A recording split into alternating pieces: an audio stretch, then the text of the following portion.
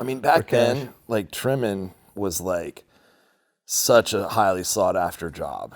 You know, like remember, I mean, people would almost like fight to get the, 2-person trim job. Hands would go up. I'll do it. And I mean, because remember there was like the guy Eric, and everybody just like, because you knew that it meant that you were just gonna puff tough at the job. That was more about the puff and tough while you were working than it was the actual pay. Was that Eric up on Slate Creek? It was, yes. Yeah. Exactly. I think a lot of us probably didn't even get paid actual money, because I remember coming back with trim and being like, "Dude, I got like a giant bag of trim. It's gonna last me a month. This is great." I know it, man. And it so was simple back then. It was so simple. But remember, like some of the stuff that we were smoking on back to that, like that cookie tin that we had that was just like, Pretty sure they still have that. It was the bottom of the barrel. It was a lot of trim smoking, and then once in a while we would get a guest who actually brought flour, and we would be like, "Oh my God, this is what we're missing." Yep. Damn, we would get so comfortable smoking our trim and thinking we were living. I remember actually when I came down the road to the ranch, and I was with the guys in that Volkswagen bus. Of course you were in a bus. It wasn't like the coolest one in the world. It was just like a Westfalia or whatever.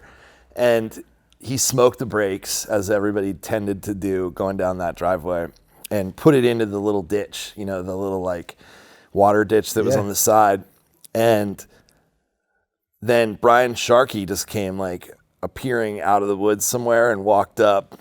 And it was like literally like kind of the Matthew McConaughey moment where he came up and he was like, "Oh, what you doing?" And like, "Oh, we're just checking this place out and, coming to visit." He's like, "Cool, did you bring weed?"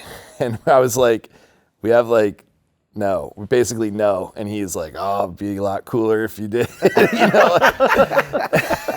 I was like, "Man, this is freaking Humboldt, like you guys are hard up here."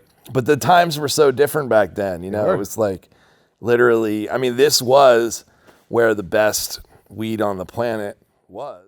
I mean, according to me, I had never seen anything anywhere close to what we had out here. But, there wasn't an abundance of it. It was still just like, super. The value of it was also quite high as well. I mean, we're talking God. $4,800 a pound back then. Yeah. So it wasn't, like just giving out loosey-goosey like it is now. I mean, back then it's like there's a high valued product and people